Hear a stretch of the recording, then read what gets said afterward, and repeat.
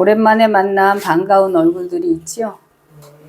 아마 목사님과 사모님께서는 우리 윤호 형제를 되게 많이 반가워 하시는 것 같은데, 우리 바라보면서 축복의 이야기를 한마디씩 해주겠습니다. 축복합니다. 사랑합니다.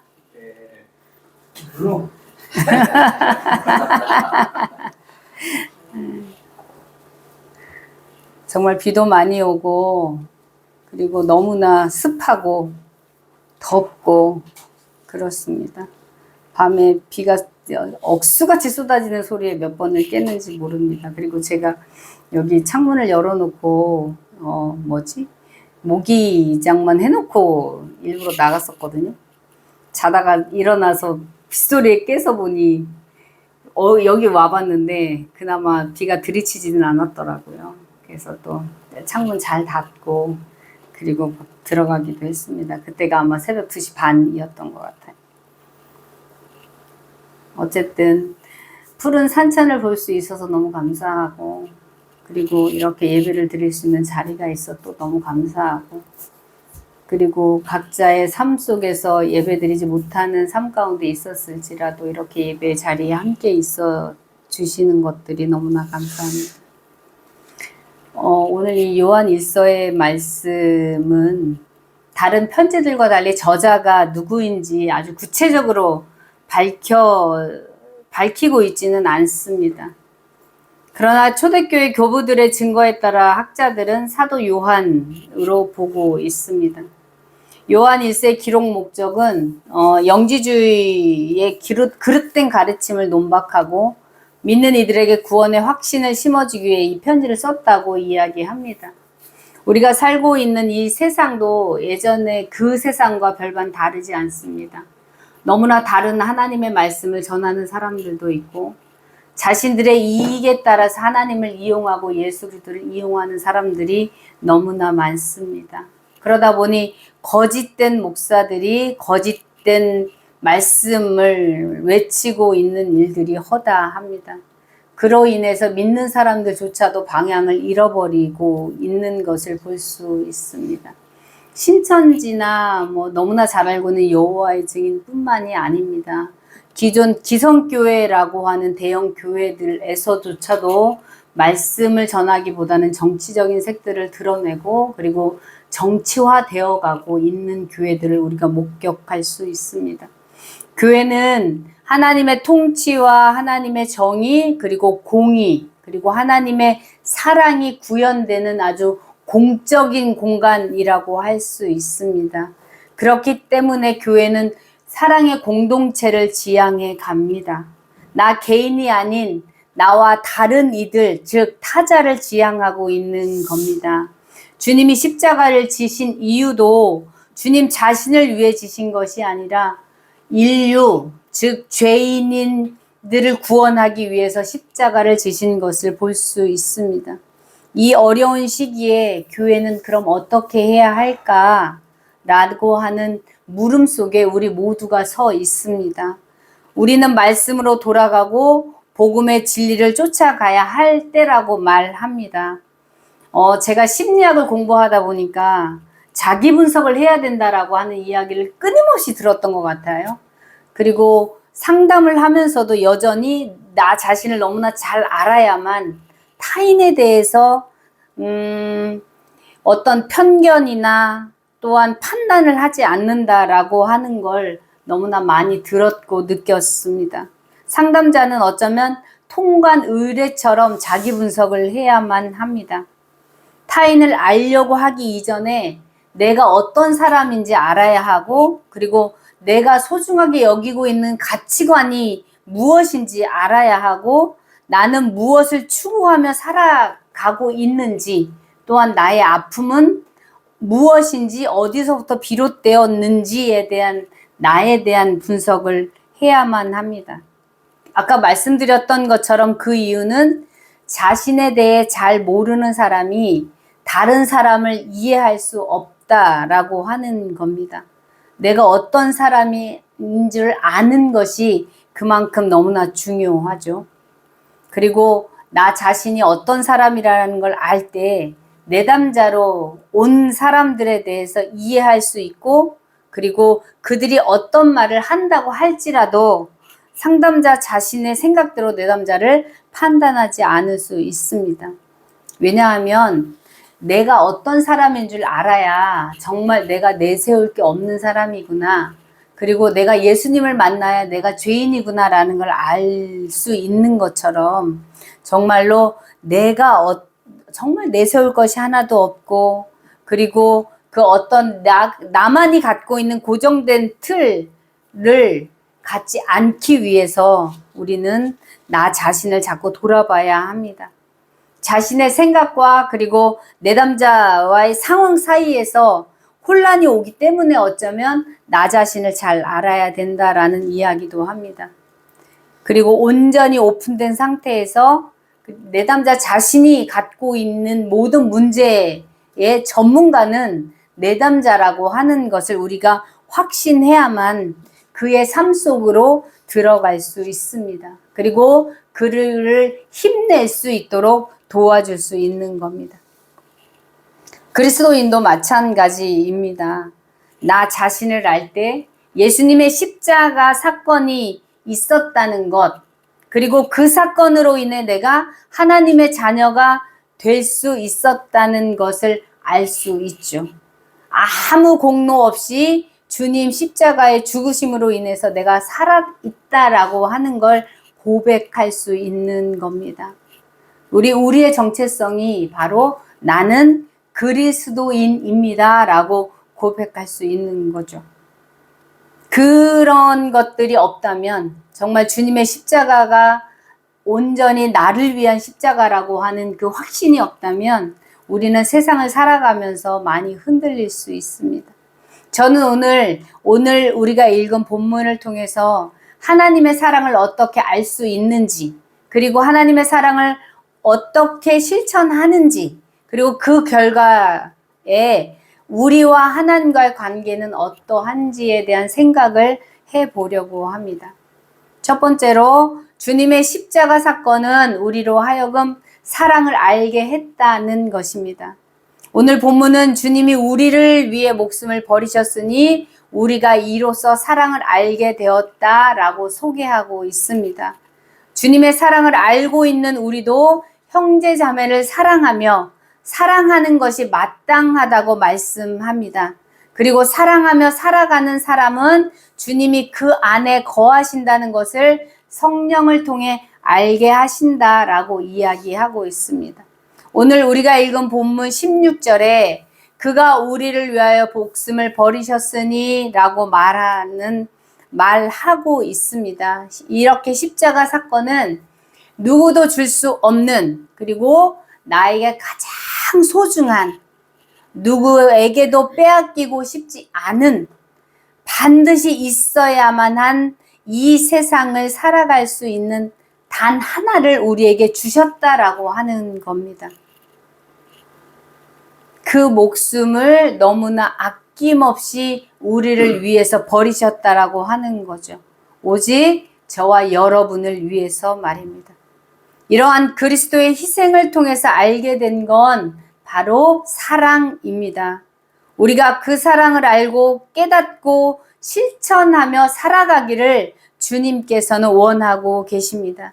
그렇기 때문에 형제들을 위하여 목숨을 버리는 것이 바로 마땅하다고 말씀하고 있습니다. 여기서 말하고 있는 형제는 나의 혈육을 나눈 형제라기보다는 물론 속하지만 나의 이웃, 그리고 나의 친구, 그리고 지금 내 옆에 있는 사람, 그리고 나에게 도움을 요청하는 사람, 그 범위가 사회 전체라고 말할 수 있습니다. 주님은 주님을 알고 있는 몇 사람을 위해 십자가를 지신 것이 아닙니다. 인류 전체를 위해서, 죽어가는 사람을 살리기 위해서 십자가를 지신 거죠. 두 번째로, 하나님의 사랑이 우리 안에 있음을 알 수 있는 또 하나는 세상의 재물을 가지고 궁핍한 형제를 돕지 않는 것은 그 안에 사랑이 없다라고 말하고 있습니다. 내가 가지고 있는 것을 가지고 누군가를 돕지 않는 건 그건 그 안에 그를 향한 사랑이 없다라고 하는 이야기를 하고 있습니다. 17절에 형제에 대한 구체적인 예를 들어주시고 있습니다. 누가 이 세상 재물을 가지고 형제의 궁핍함을 보고도 도와줄 마음을 닫으면 하나님의 사랑이 어찌 그 속에 거하겠느냐라고 말씀하고 있습니다.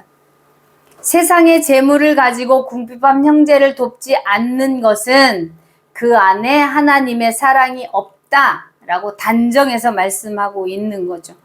도와줄 마음을 닫으면 그 안에는 그를 향한 마음이 없다는 거죠. 그것은 형제자매에 대한 관심인 것 같습니다. 형제자매에게 무엇이 필요한지 살펴보는 것이고 내가 함께 할 수 있는 것을 찾고 나누는 것을 말하는 것이라고 생각합니다. 물론 물질을 가지고 돕는 것이 가장 쉬울 수 있습니다. 그러나 관심을 갖지 않으면 상대에게 지금 현재 무엇이 필요한지를 알 수가 없습니다. 그 형제를 혼자 내버려 두는 것이 아니라 혼자가 아니다라고 하는 걸 알게 하는 것, 그것이 바로 내 안에 있는 것을 가지고 나누는 것이라 할 수 있겠죠. 현대사회는 무관심과 개인 지향적인 삶을 살아가는 경향이 아주 많습니다. 가끔 TV에서 보면 사망한 지 한 달이 넘었고, 어떤 사람은 몇 달이 됐고, 어떤 사람은 1년이 넘은 후에 발견되었다라고 하는 이야기를 우리가 종종 들을 수 있죠. 그리고 옆집에서 아무리 쿵쾅거리는 소리가 나도 우리는 문을 닫은 채 그에게 관심조차 갖지 않을 때가 너무나 많습니다. 요즘 제가 노인분들을 찾아다니고 그들을 만나는 일들을 하고 있는데 제가 만났던 분 중에 제가 금요일날 그분을 뵀는데 월요일날 죽음으로 발견됐다고 하더라고요. 그분에게는 자식도 있습니다. 그리고 요양보호사도 찾아옵니다. 그런데 저도 금요일날 갔었고 요양보호사가 금요일날 갔었는데 그 이후로 토요일날, 일요일날, 주일날 아무도 그를 찾아가지 않았잖아요. 그랬을 때 자식이 토요일날 왔다 갔대요. 그리고 그분이 되게 몸이 엄청 안 좋으신 상태였고 그럼에도 불구하고 겨우겨우 끼니를 드시고는 계셨었는데 몸이 엄청 안 좋은 상태였거든요. 근데 아들이 토요일날 왔다 갔고 그리고 나서 월요일날 요양보호사가 와서 보니 너무나 이제 인기척이 없었던 거예요. 그리고 안에 들어가서 확인했는데 이미 돌아가신 상태였던 거예요.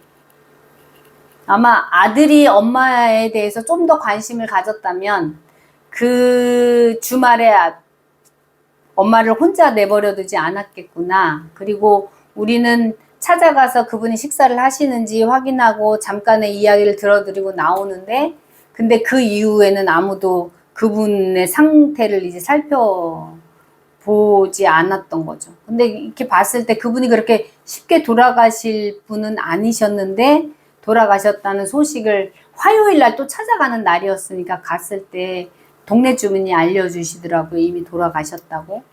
그래서 관심에 밖에 있었던 분이구나. 이게 설교를 준비하면서 이렇게 느꼈고 마음이 되게 많이 안 좋았어요.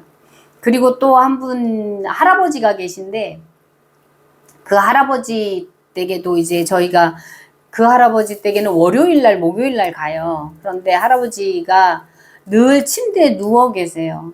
이렇게 뭔가를 챙겨 드려도 드시지를 못하는 상태인 거예요. 근데 그 상태면 저희들이 느끼기에는 그 상태면 자식들이 부모가 아무리 요양원이나 요양병원에 가고 싶지 않다고 얘기해도 자식으로서 할 수 있는 일이잖아요. 보내드리는 게 맞다 싶은데 자식들도 관심이 없나 봐요. 부모에 대해서.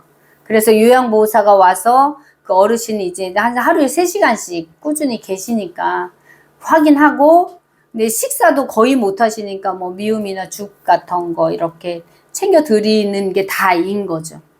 그래서 그분을 생각하면 또 그분이 언제 돌아가셨다라는 소식을 접하려나라고 하는 마음 무거움이 늘 있습니다.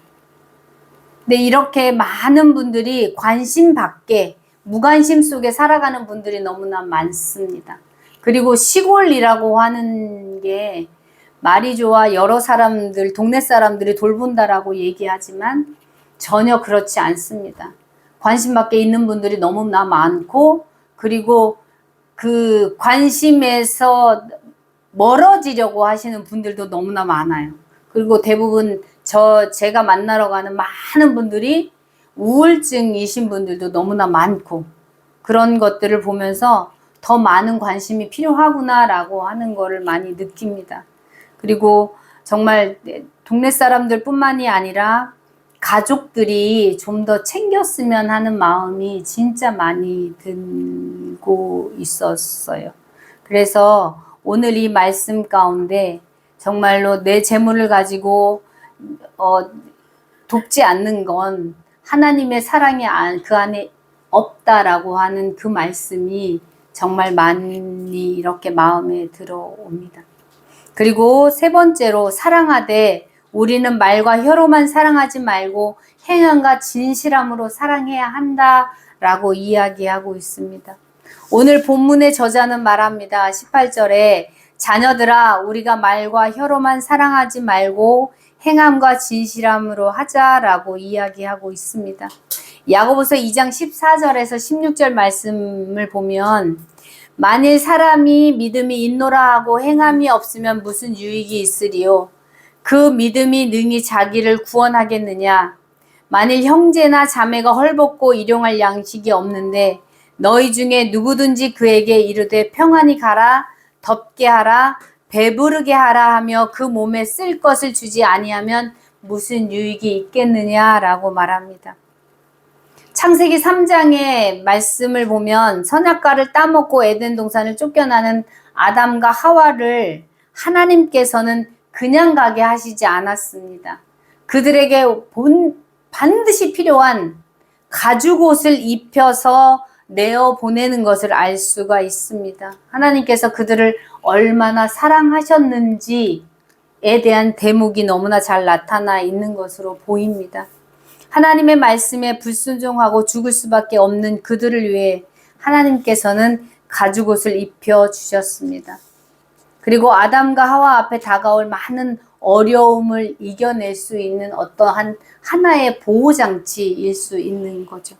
또 가인이 아벨을 죽이고 유리하는 자가 되었을 때에도 하나님께서는 이방인들로 인해 죽임을 당할까 두려워하는 가인의 이마에 표를 남겨주십니다. 죽일 수 없도록 말입니다. 하나님께서 가인 또한 얼마나 사랑하셨는지에 대한 대목일 수 있습니다.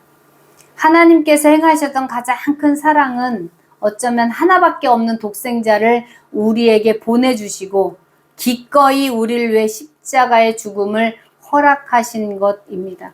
우리는 예수님을 믿고 살면서 너무나 잘 알고 있습니다. 주님이 우리를 위해 십자가를 지셨고 우리를 위해 기꺼이 그 수많은 피를 다 흘려주셨다는 걸 말입니다. 그런데 우리의 삶 속에서 우리는 그 사랑을 얼마나 실천하며 살고 있는지 우리는 나를 알아야 상대를 이해할 수 있다고 했잖아요. 고민해 봐야 될 겁니다. 우리는 그런 사랑으로 살아가는 사람들입니다. 주님의 받은 사랑으로 살아가는 사람들이죠. 그 사랑을 실천하도록 부름받은 사람입니다. 사랑을 행함으로 실천한다는 건 본문에서 좀 전에 말씀드렸던 것처럼 이 세상의 재물을 가지고 형제의 궁핍함을 보고 도와줘야 한다는 얘기와 맞닿을 수 있습니다. 그것은 바로 관심이라고 말씀드렸어요. 그것은 바로 마음을 나누는 것이라고 말씀드렸습니다. 혼자가 아니다라는 걸 그에게 알게 하는 거죠. 함께하는 사람이 있어 라고 하는 걸 확신을 주는 겁니다. 나의 사랑하는 형제 자매 앞에서 어떤 말도 편히 할 수 없고, 그리고 서로를 보며 어쩌면 어떤 말이든 편히 할 수 있고, 그리고 서로를 보며 도전할 수 있는 마음이 생기고 기회가 된다면 그것은 어쩌면 사랑을 주고받는 관계라고 할 수 있습니다. 그리고 성장해 갈 수 있도록 돕는 관계인 거죠. 이렇게 우리는 주님의 사랑 앞에 서 있습니다. 그것을 선택하는 것은 우리 자신인 거죠. 그것이 진실함으로 행하는 사랑이라면 그렇다면 우리는 선택해 가야 할 겁니다. 사랑하며 살아가는 하나님의 백성에게 하나님께서는 두려움 없이 나아갈 수 있도록 하고 계십니다. 19절 이하의 말씀을 보면 진실함으로 행하는 성도들에게 따라오는 세 가지 유익이 있다고 말합니다. 첫 번째는 19절에 이렇게 행함으로써, 즉 행함과 진실함으로 형제를 사랑함으로써 진리이신 주님 안에 속해 있다는 확신을 갖게 된다고 하십니다. 주님께서 우리의 마음을 굳게 하셔서 두려움 없이 나아갈 수 있는 거죠. 진리에 속해 있는 우리는 주님이 주시는 평안함으로 나아가게 됩니다. 그리고 두 번째는 20절에 하나님은 우리의 마음보다 크시고 모든 것을 아신다라고 말씀하고 있습니다. 우리가 기대하는 마음보다, 그리고 하나님께서는 우리를 도와주실 마음이 더 크다라고 말씀하시는 거죠. 우리가 기도하는 것 너무나 중요하지만 하나님께서는 이미도 다 우리에게 주시기로 작정하고 계신 겁니다.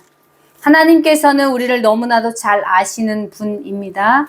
우리가 책망받을 일이 있어도 하나님은 그 마음 모든 걸 알고 계심에도 불구하고 우리를 용서하시고 우리를 사랑하시는 분이 바로 하나님이십니다. 셋째는 우리 마음에 책망할 것이 없으면 하나님께서 우리를 담대하게 하신다라고 21절에 말씀하고 있습니다. 우리 마음이 우리를 책망할 것이 없다면 이란 말을 앞절과 관련해서 생각해 보면 그들이 마음이 궁핍한 형제를 지켜보고 그들의 호의에 대한 요구를 거절하지 않고 그리고 믿는 성도들에게 물질적 도움을 준다면 이라는 전제가 붙습니다. 그럴 때 하나님과의 관계에서 확신이나 담대함을 가지게 된다는 뜻이죠. 하나님의 자녀라는 확신을 가지고 우리는 승리하게 됩니다. 이렇게 담대하게 하나님 앞에 나와 구하는 우리의 기도를 하나님께서는 들어주십니다. 22절에 이런 말씀을 하고 있어요. 무엇이든지 구하는 바를 그에게서 받나니 이는 우리가 그 계명을 지키고 그 앞에서 기뻐하시는 것을 행함이라 라고 말씀합니다. 진정한 사랑을 행하는 하나님의 자녀는 하나님과의 온전한 관계가 형성되고 막혀있는 것들을 허물 수 있습니다. 자녀가 아버지 앞에서 모든 것을 요구하며 나아가는 것처럼 우리 또한 담대하게 하나님 앞에서 나아갈 수 있습니다. 그리고 오늘 본문 이후의 말씀인데요. 23절을 통해서 다시 한번 강조합니다. 말씀을 통해 강조하시는 것은 믿는 것과 사랑하는 것입니다. 무엇을 믿어야 하는지 성경은 아주 친절하게 알려주고 있습니다. 그것은 곧 그 아들 예수 그리스도의 이름을 믿는 것입니다. 그리고 계명대로 사랑하는 것이라고 말씀합니다. 오늘 말씀을 통해서 사랑하는 것이 무엇인지 우리는 생각해 보았습니다. 형제가 울 때 함께 울고 필요한 것이 있을 때 나누어 주고 마음을 닫지 말고 함께 있어 주는 것, 그것이 사랑의 실천이라는 이야기를 나누었습니다. 하나님을 믿는다고 고백하는 순간부터 하나님께서는 우리와 함께 계시며 자녀 삼아 주셨습니다. 그리고 사랑은 언제나 현재 진행형입니다. 우리가 하나님 나라 가는 그날까지 실천해야 할 우리의 삶의 목표이기도 합니다. 우리가 주님을 믿고 사랑을 실천할 때 주님께서는 우리 안에 거하신다고 24절에 말씀하고 있습니다. 그의 계명을 지키는 자는 주 안에 거하고 주는 그 안에 거하시나니. 믿는 하나님의 자녀들의 소망은 하나님이 나와 함께 거하시고 하나님의 동행하심을 늘 느끼며 살아가는 거죠. 오늘 우리는 그 답을 말씀을 통해서 받고 있습니다. 요한복음 15장 9절과 10절 말씀을 보면 하나님께서 나를 사랑하신 것 같이 나도 너희를 사랑하셨으니 나의 사랑 안에 거하라. 내가 아버지의 계명을 지켜 그 사랑 안에 거하는 것 같이 너희도 내 계명을 지키면 내 사랑 안에 거하리라 라고 말씀합니다. 우리가 주님을 사랑하면 주님은 우리 안에 거하십니다. 주님은 너희가 내 안에 거하고 내 말이 너희 안에 거하면 무엇이든지 원하는 대로 구하라 그리하면 이루리라 라고 요한복음 15장 7절에 말씀하여 주십니다. 내가 하나님 앞에 거하고 있습니까? 주님이 내 안에 있습니까? 아니면 내가 주님 안에 있습니까? 그렇다면 우리가 구하는 모든 것을 주님께서 주시겠다고 약속하여 주십니다. 하나님과 우리 즉 성도는 서로 안에 머무는 관계임을 24절에 확실하게 설명하고 있죠. 그리고 그 관계를 우리가 알 수 있도록 주님은 성령을 통해 우리를 돕고 있습니다. 우리가 그분 안에 머물러 산다는 것은 하나님과 예수 그리스도의 친밀한 교제를 하는 거죠. 오늘 본문을 통해서 말씀하시는 친밀한 교제는 하나님의 계명을 지켜 믿음으로 형제를 사랑하는 것이라고 강조하고 있습니다. 이것은 그가 내 안에 있을 때 주님이 주시는 마음으로 가능해집니다. 세상 사람들은 자신의 행동이 나에게 어떤 이익이 가져오는지 따져가며 행동으로 옮깁니다. 이익에 따라 사랑과 관계를 맺기도 하죠. 그러나 주님은 말씀하고 있습니다. 내가 너희에게 거저 주었으니 너희도 거저 주라고요. 그러면서 사랑할 수 있는 힘은 주님 안에 있을 때 가능하다고 말씀합니다. 하나님의 계명을 지키고 행하는 것은 어렵지 않습니다. 내 옆에 있는 형제 자매와 나의 이웃에 대한 관심을 표현하는 것입니다. 한 주간 실천했으면 좋겠습니다.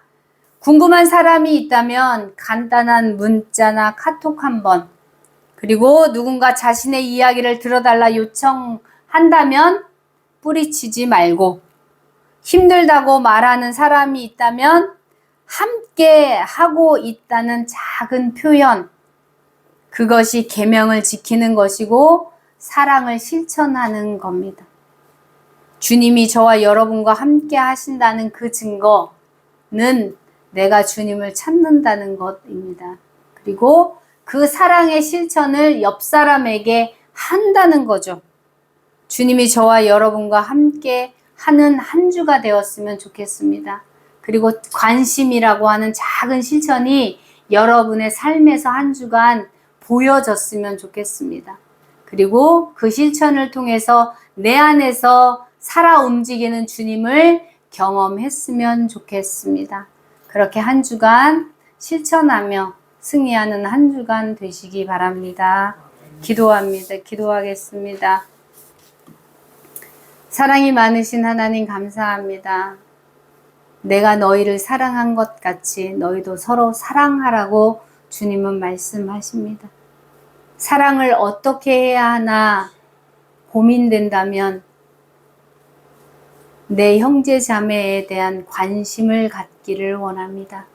하나님, 옆에 있는 사람에게 작은 소식을 전하는 것, 옆에 있는 사람이 지금 먹고 있는지 굶주리고 있는지 관심을 갖는 것, 혼자 있지는 않은지 아파하고 있지는 않은지 이야기 들어줄 누군가가 필요하지는 않은지 알고 다가갈 수 있는 것이 사랑이라고 생각합니다.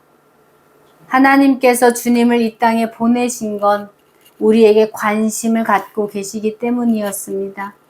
죽음의 소리가 들리고 아픔의 소리가 들리고 구원받기를 원하는 희망의 소리를 가지고 나아갈 때 주님께서는 우리를 위해 기꺼이 십자가를 지셨습니다. 주님의 그 관심을 나 또한 갖기를 원합니다. 하나님의 자녀로서 그 관심을 실천할 수 있는 한 주간이 될 수 있도록 주님 도와주시기를 원합니다. 성령께서 내가 너희와 함께 하겠다고 말씀하시는 그 음성에 힘입어 우리도 누군가에게 희망이 되어주고 소망이 되어주고 기꺼이 나를 내어줄 수 있는 한 주간 될 수 있도록 하나님 도와주옵소서.